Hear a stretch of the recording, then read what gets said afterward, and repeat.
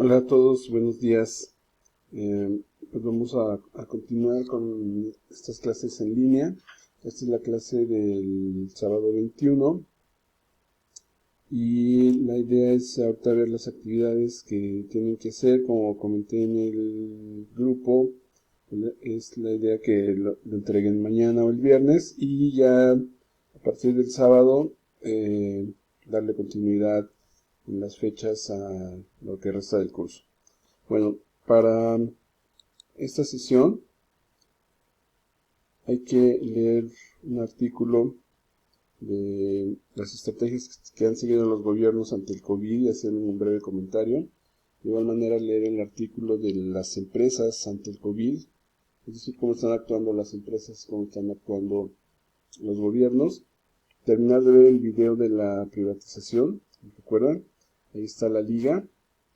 Y hacer un comentario sobre la planeación de las estrategias en ese sentido y en ese sexenio. Ahí está el foro, aquí están las preguntas que hay que contestar y responder las preguntas equivale a su asistencia del día 21 y así va a ser en las siguientes sesiones. También comentarles que en la parte de, aquí está un poco lento, pero en la parte del contenido,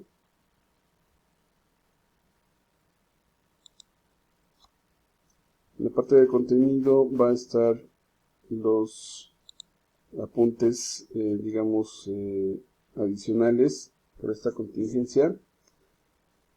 Exactamente aquí, dice unidad de evaluación, ahí subí voy a subir las notas relacionadas con estos trabajos extra o con esta actividad extra. Por ejemplo, ahí está los apuntes de planeación estratégica 1, 2 y los gráficos de desigualdad. Ahí están los apuntes y las lecturas están en el siguiente rubro, que es aquí, en planeación estratégica en la administración pública. Ahí están las lecturas. Ahí están las dos lecturas. ¿Ok? Entonces, repito, en esta área están los apuntes y en esta van a estar las lecturas, independientemente que en las unidades están los demás componentes que iremos viendo. Espero que no haya dudas. Si tienen dudas, ahí tenemos el grupo para comentarles. Entonces, siguiendo con los temas, veremos ahora cómo es la cuestión de organización cultural, cómo se da en las organizaciones. Y tenemos que la organización como una cultura es una visión propuesta por Morgan. Este ya brinda otra manera de dirigir y diseñar las organizaciones. Fíjense bien, a través de los valores, las creencias, las normas, los rituales y otros modelos.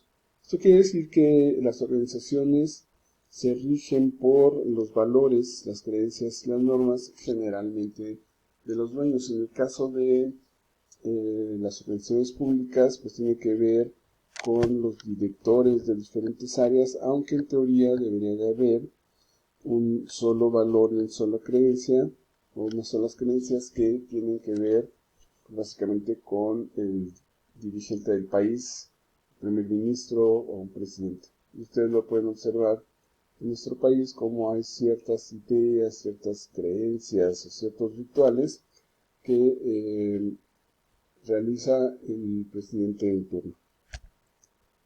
Con esta concepción es posible observar que las estructuras, reglas, políticas y objetivos, así como las descripciones de tarea de las operaciones, son interpretados actuando como punto de referencia el modo de pensar de las personas, así como las formas de comunicación inherentes en la organización. En el caso de algunas empresas, ahora ante la situación del COVID, por ejemplo, Hermes y otras empresas que hacen perfumes, dejaron de hacer perfumes para hacer gel. Eso tiene que ver un poco con lo que piensan los dueños, tratando de ser altruistas en este caso, y también tiene que ver con lo que hacen los gobernantes en los diferentes países. La importancia de la cultura en las organizaciones es tal que se ha vinculado con variables relevantes para estas, como la retención de empleados, la satisfacción laboral, creatividad e innovación, así como la ventaja competitiva y el desempeño financiero. Recuerdan que a principios del sexenio se hablaba de bajar sueldos, etcétera, y eso pues no generaba mucha satisfacción laboral, hubo huelgas, o todavía sigue, bueno, no huelgas, hubo algunas manifestaciones que aún siguen. Entonces tiene que ver esa parte con, repito, la parte cultural de las organizaciones. La organización como un sistema político, respecto de las organizaciones como sistemas, Morgan dice que se incluye la noción sobre los diversos conjuntos de intereses, de conflictos y de juegos de poder que configuran las actividades de estas entidades. Normalmente caemos en cómo son las personas, qué valores tienen, qué objetivos tienen, y tratan de reflejarlo a nivel, en este caso, de políticas públicas, que veremos un poco más adelante. Una definición aceptada de organización es la siguiente. Es un sistema complejo conformado por un conjunto de elementos, personas o cosas, información, cuya interrelación, es decir, un enfoque sistémico, es una estructura que produce conflictos internos y externos de intereses individuales y los colectivos en la operación de la misma. Dichos elementos son alineados para el logro de un fin específico. En pocas palabras, una organización es un sistema compuesto por partes, donde las partes suman más que el todo, con entradas, salidas y que tienen un fin específico. Obviamente en esa caja negra pues hay intereses individuales, hay intereses colectivos, pero en teoría deberían de ir hacia un fin común. En nuestro caso, pues que el país creciera en términos económicos, sociales, políticos, democráticos, etc. Como es sabido por todo estudioso de la planeación estratégica, esta constituye una herramienta administrativa nacida y desarrollada en el sector privado en los años 60. Su máximo apogeo como modelo empieza en la década de los 70. Entonces la planeación estratégica, repito, viene de la iniciativa privada. En nuestro país la tendencia a utilizar las herramientas administrativas del sector privado comienza en los 90, básicamente con Carlos Salinas, un poco antes con Miguel de la Madrid, ¿no? Los presidentes anteriores como López Portillo, Echeverría, Díaz Ordaz, era una formación más política, efectivamente. Ninguno de ellos tenía posgrados en el extranjero, la mayoría eran abogados, y a partir de la Madrid ya empieza esta parte un poco de tecnocracia, donde Miguel de la Madrid pues, tiene una maestría en Harvard, después Salinas, pues ya incluso un doctorado, etcétera, y se empiezan a hacer de elementos, rodearse de personas ya un poco más técnicas a partir de los 90. Este uso es, a grandes rasgos, lo que hoy se llama nueva gerencia pública. En otras palabras, de acuerdo con algunos estudiosos de la evolución de la administración pública, ante la crisis de la forma de organización burocrática y la legitimidad del papel del Estado que se originó en las últimas décadas, se piensa que el gobierno debería pasar de ser un propietario a un prestador de servicios, a ser un promotor y articulador y regulador de esfuerzos colectivos. Asimismo, las críticas a la ineficiencia de la administración pública que se gestaron en ese mismo periodo implicaron el reconocimiento de carencia de técnicas administrativas para afrontar la complejidad de la gestión de los problemas públicos. En este contexto, la nueva gerencia pública hace su aparición.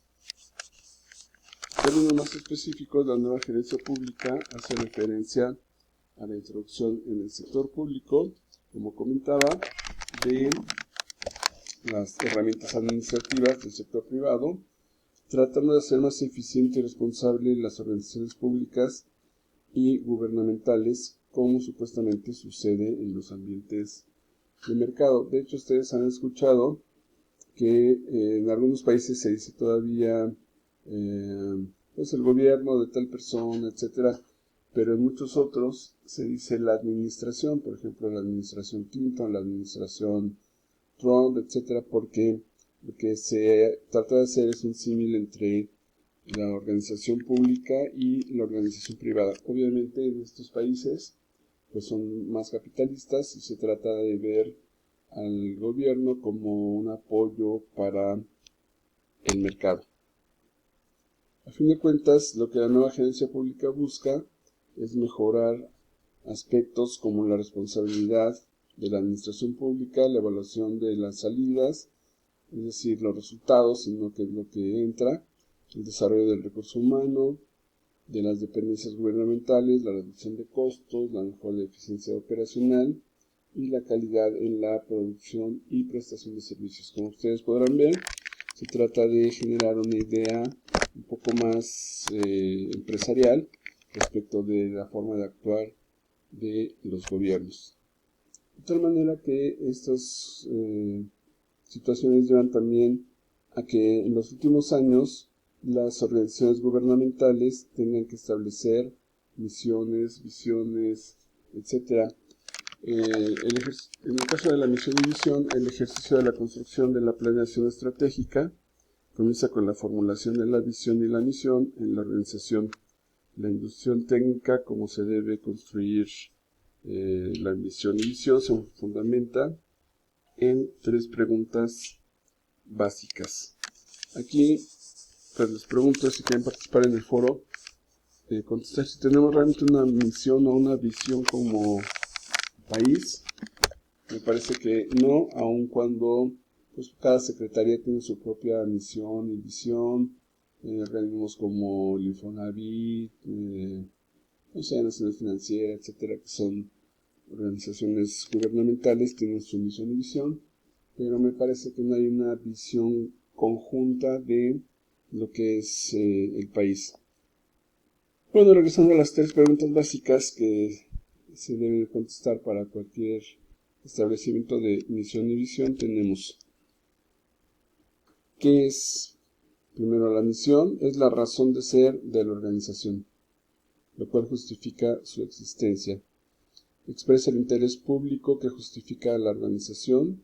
Es una declaración formulada por los miembros de la organización que describe su propósito fundamental y ubica la identidad de la organización y la dirección requerida. Dice aquí, pues el presidente podría establecerla a través de los secretarios, dice, o me parece una buena idea que esa sí se pudiera poner, a votación, o que nosotros como ciudadanos participáramos en qué es lo que vemos, hacia dónde queremos ir, cuál es nuestro interés público o cuál sería nuestra razón de ser como país. La visión es un escenario altamente deseado, altamente deseado por la organización que se quiere alcanzar en el largo plazo. Nuestra visión, repito, es sexenal y no va más allá. No hay una visión de cómo nos vemos en 20 años, 30, 40, mientras que, como hemos comentado, otros países como Finlandia y Noruega, desde los 60 tenían muy bien definido cómo querían estar en los siguientes 30 o 40 años y lo han logrado. La visión también expresa el estado deseado de la organización en un plazo establecido. Aquí entonces tendríamos que establecer hacia dónde queremos ir, cómo nos vemos como una potencia, como siguiendo como país de tercer mundo, y eso es lo que deberíamos establecer muy claramente. En el siguiente video seguiremos hablando sobre esto.